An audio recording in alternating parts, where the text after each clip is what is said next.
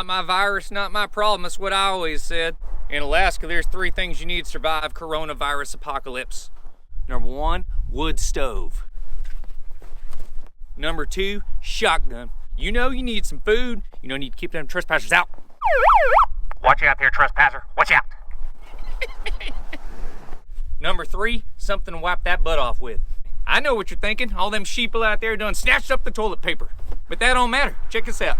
Toilet paper, whatever, you don't need it. All you need is a little bit of snow right yonder. Take that snow, just ball it up hard as a rock, boy. Hard as a rock. Take that ball as hard as a rock and you just wipe like a baby.